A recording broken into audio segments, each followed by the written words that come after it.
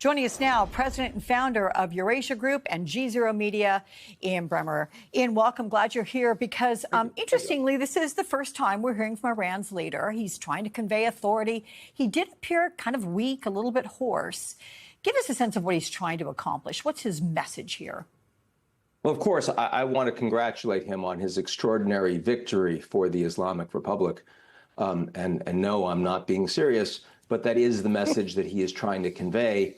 The Iranian people get state media, and the internet has been shut down.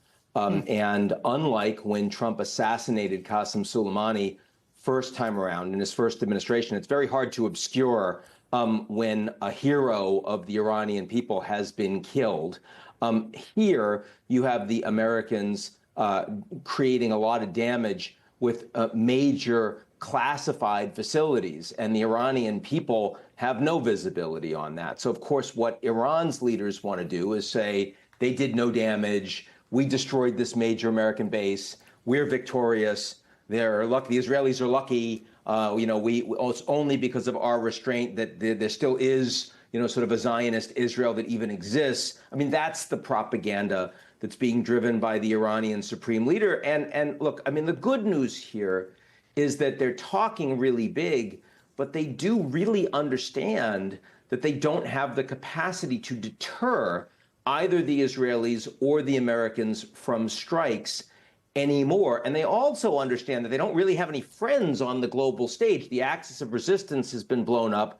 And even countries like Russia and China, who have condemned the attacks against Iran, haven't lifted a finger to actually help the supreme leader. And so as a consequence, that's why Iran's response to America's bombing was so performative. That's why not a single American serviceman or woman serving in the Middle East, and there are over 40,000 of them, was injured as a result of Iran's, extraordinary counterstrikes against the Americans. They understand that they do not, as Trump would say, have the cards in this environment. Yeah, those were actually considered rather performative. So Iran's parliament has voted to suspend cooperation with the IAEA, which sounds tremendously significant. What's the fallout of that? Iran's parliament has also voted to support a disruption of the Straits of Hormuz. Fortunately, Iran's parliament does not have more than performative impact. It is not a democracy. They are not creating actual legislation. The supreme leader has to make that decision, and he has not made that decision. They're certainly not going to disrupt the Straits. And for now, the IAEA issue is sort of a non-issue because the Iranians don't themselves have the capacity to get into the underground facility of Fordow and see if it's usable and undestroyed. So certainly the inspectors don't either. And Rafael Grossi, who runs the IAEA, has also said that over the course of the past hours. So I think for now, we're sort of sitting in a stable status quo.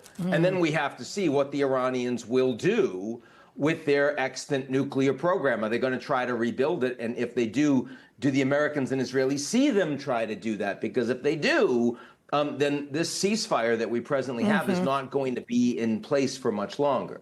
Yeah.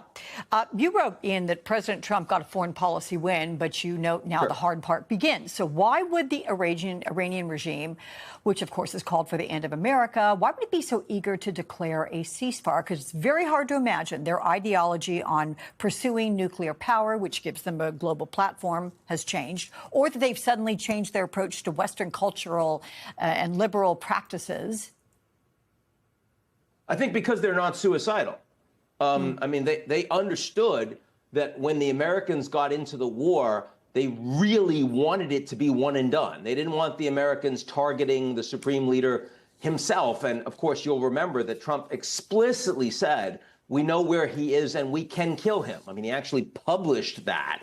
And it is credible that the United States and Israel would go after the supreme leader. I don't think it's a great idea. But it's certainly credible. And I think that the Iranians who have been trying to hit Israel back, and none of their drones made it through Israeli defenses, about 5% of their ballistic missiles made it through, but not causing targeted damage to Israel's military capabilities. They did kill some civilians, of course, and also far fewer than Iranians that were killed. So, I mean, ultimately, it's this massive asymmetry in military, in technological, in strategic capabilities. So I'm quite confident that if Iran felt like they had the ability to really cause damage to the U.S. and deter the Americans from further strikes, they would. But they don't. And as a consequence, the Iranians have turned out to be the most risk averse of the three belligerents involved in this war. And that assuredly is a positive thing from America's perspective. Yeah.